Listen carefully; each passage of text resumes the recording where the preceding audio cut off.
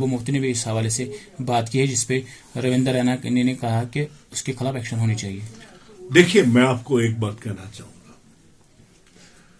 چاہے مسلم ہو، سکھ ہو، عیسائی ہو، کرسچن ہو، ڈوگرا ہو، ہمیں آنریبل کورٹ پہ وشواس ہونا چاہیے، ہمیں کورٹ پہ بھروسہ ہونا چاہیے. اگر آپ نے کہیں یاچکا دائر کی کورٹ میں تو آپ ایک یہاں کے ناگرک ہیں، کورٹ آپ کا مانے گا، اس آپ کی یاچکا پہ، آپ کے اپلیکیشن پہ کورٹ عمل کرے گا.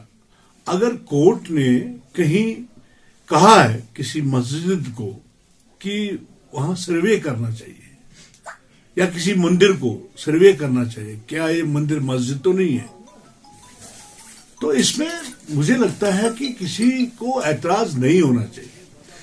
البتہ یہاں کچھ سیاستدان اس کو جو ہے مذہبی رنگ دیکھ کے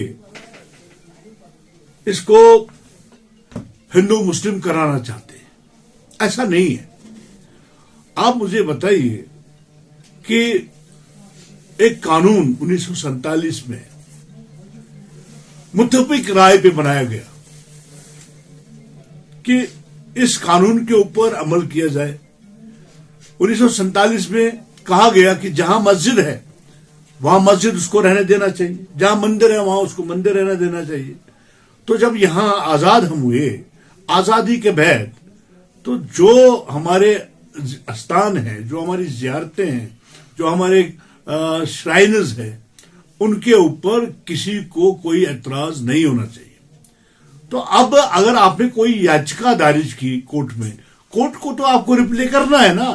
ہمیں آنریبل کورٹ پہ وشواس ہونا چاہیے. مجھے لگتا ہے کہ ہندوستان کا جو ہمارا قانون ہے، ہمارا کورٹ ہے، وہ کہیں غلط نہیں کرے گا.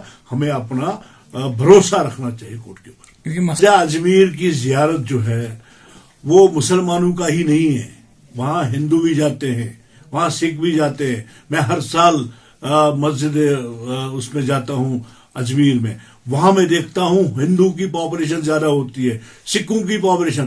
وہاں ہندن نبی ہے، وہ ہندوستان کا نبی ہے. اس میں مذہب آپ کیوں لاتے ہو؟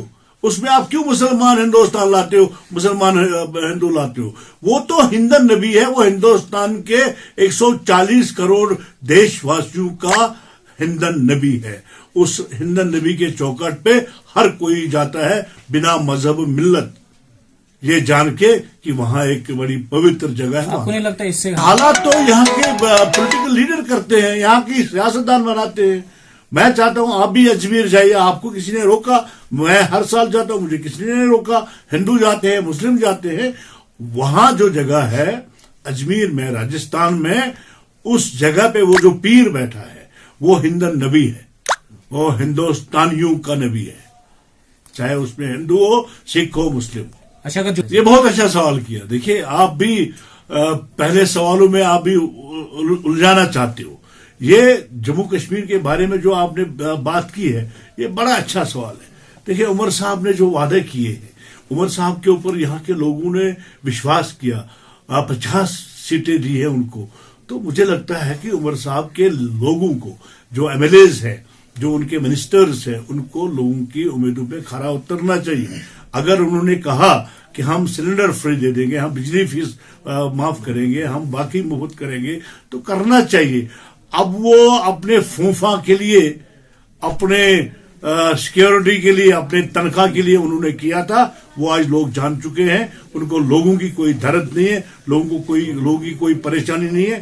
ان کو آج تنخواہ مل رہی ہے، ان کو گاڑیاں مل گئی، ان کو اتنا ہی چاہیے نیشنل کانفرنس کے کھڑپیچوں کو. اور عمر صاحب دیکھیں آج وہاں پہ اپنے فادر صاحب کے ساتھ عمرہ کرنے گئے ہیں، بس اس کو اتنا پروٹوکال چاہیے، پروٹوکال ان کو ملا، لوگوں کے ساتھ کوئی غرض نہیں تھا. وہ ڈرامہ تھا، وہ کہیں بات کر رہے ہیں کیا؟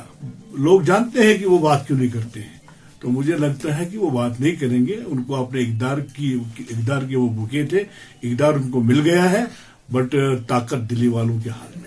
تو نریندر مودی جی نے کہا، اسٹیٹ ہوڈ امت شاہ جی نے کہا، صوفی یوسف نے کہا کہ اسٹیٹ ہوڈ ہم واپس لائیں گے اور لا کے رہیں گے انشاءاللہ. کب تک؟ ابھی آنے والے دنوں میں آپ کو ہی پتا چلے گا.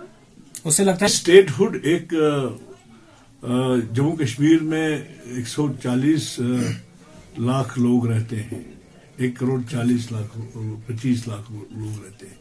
تو مجھے لگتا ہے کہ 1,25,00,000 لوگوں کے لیے وہ ضروری ہے.